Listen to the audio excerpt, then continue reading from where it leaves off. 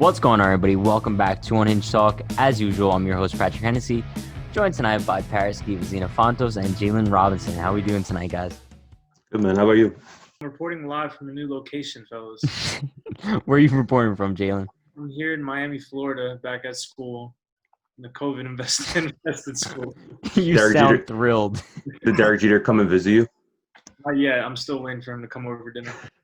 At least you're not with the Marlins. But honestly, tonight, the Yankees beat the Red Sox. I think it ended up being 11-5.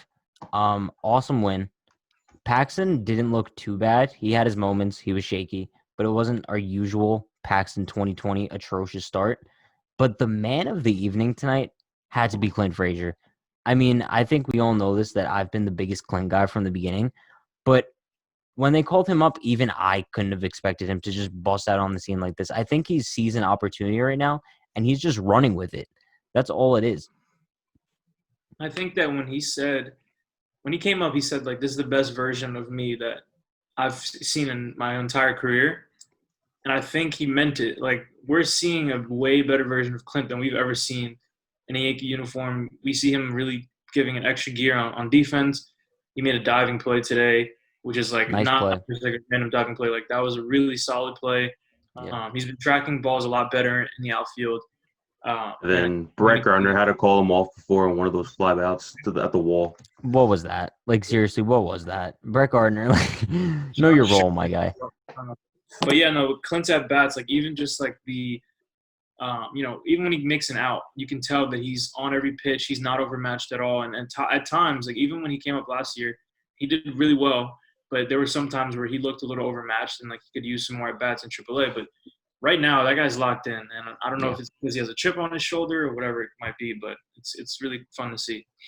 Yeah. I mean, mask Clint Frazier is obviously a force to be reckoned with. The mask gives him like plus 20 every attribute. But I mean, seeing Clint really like burst onto the scene like this, and also the injury tonight to DJ LeMahieu and us being kind of unaware of how long he's going to be out for, it brings us to thinking in 2019, the Yankees' mantra was next man up mentality because they had so many injuries and they had so many guys coming up because of the depth and filling in these spots and performing greatly. And surprisingly, no one could have kind of predicted this, but we're seeing the same thing happen again this year. First Stanton goes down, Judge goes down, now DJ goes down, and we have these guys coming up to replace them, and they're doing their job. Look at Clint Frazier. Like, as we've been saying, he's basically picking up where Aaron Judge left off, and it's crazy because Judge was the hot bat, and now Clint's the hot bat. And now to replace DJ, probably going to have a combo of Wade and Estrada, who I think are both very capable major league players, and they could carry their weight on the field. You got Mike Tauchman stepping up when Hicks needs days off. You just got guys coming off the Yankees alternate site, coming off the bench, and doing the job. And it just shows how much depth this team truly has. It's like, especially when you have Gary Sanchez in the middle of the lineup, you have guys like Gio Urshela. Like, Urshela's the type of guy like everybody expected to have a fluke, just like DJ LeMahieu this year. But he's come up clutch. He's had big hits. He has had home runs. But regardless, 1-9, regardless of who's in that lineup, whether it's not Judge, it's not Stanton, when you got guys like Frazier, who has a chip on his shoulder, who's hungry to play, Tauchman, and that guy's like not like Brett Gardner, who's a waste of a roster spot, but when you have a lot of these young guys. But look at Tyler Wade. As soon as LeMahieu was injured and he came up, didn't he have like an RBI double? Yeah, he hustled that double. Hustled it. So regardless of who's in that lineup, they're going to produce and score runs. And we beat up on Boston and former Yankees pitcher Nathan Eovaldi today. So it was a great win. I have a question, though. Do you think that obviously it's a good problem to have, like all of these, these depth pieces where we have guys like Estrada, guys like Ford, Tauchman, Clint, and even Wade. But like, at what point do we look at this depth and realize like we might have to cash some of these guys in for another frontline starter, or even like a big reliever, like a guy like Josh Hader? Because it's great that we have this next man up mentality, but as long as our starting pitching, and again, Paxton looked a lot better tonight. He had it was a little shaky, but he got through 5 innings, only 3 runs. And, I'll take that from him. Yeah. But when we get to the playoffs and we're facing teams that have really deep lineups, we can't be, babying guys, falling behind counts, allowing guys to give up 3-4 run innings. It's just not going to happen. The offense is not going to score 10 runs, 11 runs every night. So when do you think that, because these guys are now like almost in their mid-20s, so when do you think we start cashing some of these guys in for more pitching? Honestly, I Yeah. think if you're going to cash in on them, it will be during the offseason because I don't think we're going to see a lot of activity come the trade We're deadline in not. 2 weeks. We're So not. I see some people saying the Yankees should offer Clint Frazier to get a reliever, but honestly, when it comes down to this, you It's don't know ludicrous. when Stanton's going to come back. You don't know when Judge is going to come back because you don't know the extent of their injuries. Like, I mean, all right, here's my thing. I truly don't think that the Yankees need to make any splashes at the deadline. One, because there's not going to be any elite starting pitchers available. The only guy that would kind of pop up into my mind is Lance Lynn, and I don't even know if the Rangers would make him available, and I don't know what it would take to land him. But the Yankees' big splashes at the deadline are going to be a few guys. It's going to be Aroldis Chapman because he's equivalent to adding a Josh Hader. It's going to be Giancarlo Stanton when he comes back. It's going to be Aaron Judge when he comes back. This team is cruising right now without a lot of their key pieces, and that leads me into my next thing here. I know Jalen agrees with me on this one because we've talked about it, but when the Yankees do have their star guys out, like Judge, like Stanton, I don't want to say this, but I do. The team kind of plays better. It's a different mentality in the lineup. A lot less swings and misses, a lot less home run or nothing. And the guys play like they know they have to contribute well in order for their spot to be kept because the big bats aren't in the lineup. So they know if they want to win games, they have to give it their all. So, I mean, it, it's just it's bad that these guys are getting hurt, but it's good seeing that the rest of our lineup could step up. And it's a different mentality, but it still works.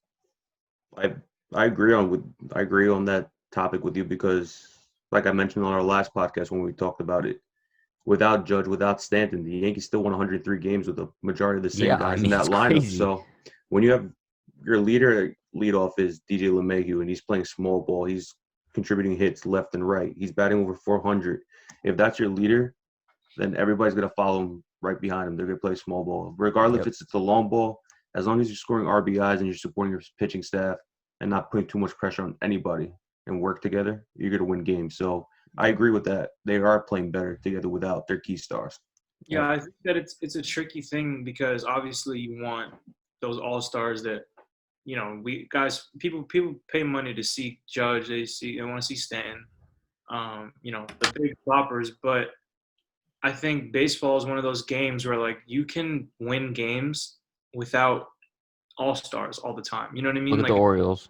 exactly. Like you've seen it. Like there's upsets all the time in baseball. No one's really 100%. surprised when a terrible team beats the best team in the majors because it's like it's baseball. It happens. Yeah. And I think the Yankees, when they are running out an infield that has like less than 100 games experience, they kind of play like you said in the chat. Like they play with their backs to the wall a little bit, and you see a lot more fight. You see them coming back, rallying, and a lot more two-out hits, a lot Yep. more drawing out at bats, better defense, better base running. And I'm not one to say like trade all the big stars and let the young guys just take us to the promised land. Like of course not. Yeah. But it's a good thing to see because one, we do have guys that are injury prone, and we need these guys. Like if without them, we would be a AAA team. Yeah. And on top of that, say we do, like we mentioned before, like talking about trading guys in the offseason, these guys are doing nothing wrong to help their trade value. So, like, say we want to give up a Tyro Estrada in the offseason, we can sell him a lot better now that, he's proven against Major League pitching. He can help. 100%. Yeah. So, I Like think if they wanted to sell high on Miguel Andujar, this is the worst time to, because honestly, Yeah, we thought he that- was going to be yeah. he was going to come out of the gate and do what he did back in 2018, but having that shoulder surgery and everything, it's not really helping us. I've never been a big Andujar guy. I just Oh, we know. Same with Sessa. yeah, no, I don't understand I know he can hit. That's great, but He even used to hit. even his swing has a lot of holes. I haven't seen him hit since he came back from that injury, So we're holding on to like his 2018 season, saying that he's such a great hitter, or because he hit an opposite field home run off of Garrett Cole in a summer training game. Like, I don't care about that. He needs to produce in real life, in real MLB games, if that's gonna matter. And his defense is atrocious. And I'm so big. Like, if your third baseman doesn't play good defense, I don't see you winning anything. So I just and it's not like the left field experiment worked out at all. Yeah. Very clearly. I know everyone thought he was going to be like the next Alfonso Soriano and just become like a good left fielder. I don't see it. They need to get rid of that guy as soon as possible. Yeah, I mean, but I think the bottom line here is that, like, I think it's evident that even if the Yankees do get injuries to their star players, which we have lost our top 3 hitters at this point, they could still function better than any other team in Major League Baseball, and it shows. But obviously, they have 2 more games against the Red Sox now. Big series against Tampa next week, though. Obviously, I think the Yankees are going to sweep the Red Sox. I don't think that's a hot take at all. Paulson has awful pitching. Looking forward greatly to the series against Tampa, though. It's going to be big.